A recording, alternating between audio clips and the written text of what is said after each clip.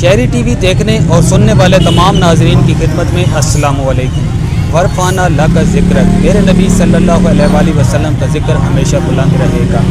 یہی وجہ ہے کہ ربیع الاول کا چاند نظر آتے ہی ہر عاشقان رسول کا چہرہ خوشی سے چمک اٹھتا ہے اور دلوں پہ ایک ایسی خوشی طاری ہو جاتی ہے جسے لفظوں میں بیان نہیں کیا جا سکتا۔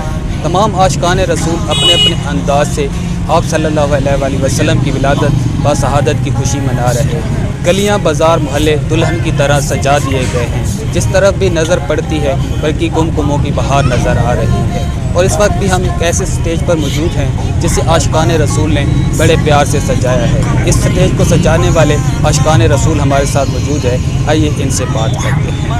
بھائی پہلے تو ہم آپ سے یہ جاننا چاہتے ہیں، آپ اتنی محنت کرتے ہیں، یہ سجاوٹ کر کے آپ کو کیسا محسوس ہوتا ہے اور آپ ایسا کیوں کرتے ہیں؟ بسم اللہ الرحمن الرحیم۔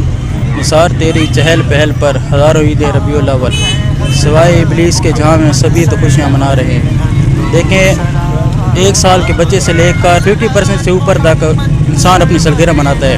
تو یہ سالگرہ جو دنیا بنائی گئی ہے، دنیا و آخرت جس کے لیے بنائی گئی ہے، اس کی سالگرہ کی خوشی میں، اس کی یوم ولادت کی خوشی میں یہ ہم مناتے ہیں۔ اس طرح اس کی یوم ولادت کی خوشی میں ہم مناتے ہیں۔ کیوں نہ آقا صلی اللہ علیہ وسلم کی خوشی میں یہ پورا ملک سجایا جاتا ہے، پوری دنیا میں رنگینیاں سجائی جاتی ہیں۔ یہ اس کی آقا کی ولادت کی خوشی میں سجایا جاتا ہے جس کے ذریعے سب عیدیں بنی ہیں۔ اچھا، آپ کو یہ سجاوٹ کر کے اسٹیج لگا کے جب یہ ساری چیزیں آپ کر لیتے ہیں تو آپ کیسا محسوس کرتے ہیں؟ وہ ہمارے بزرگ نے فرمایا تھا کہ آقا صلی اللہ علیہ وسلم کی امت گناہ گار ہو سکتی ہے لیکن حضور کی غدار نہیں ہو سکتی۔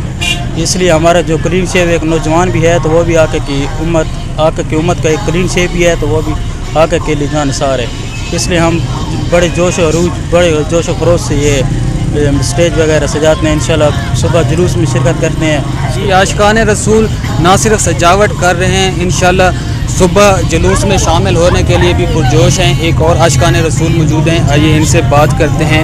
بھائی آپ یہ بتائیے گا کہ یہ سجاوٹ اور سٹیج آپ کتنے عرصے سے لگا رہے ہیں؟ جی 6-7 سال ہو گئے ہیں، اور اس کے علاوہ اس سارا انتظام ظفر اقبال بابڈا ارینجمنٹ یہ سب کرتے ہیں اور بڑا ہی پیارا یہاں پر نظام بناتے ہیں ماشاءاللہ جی۔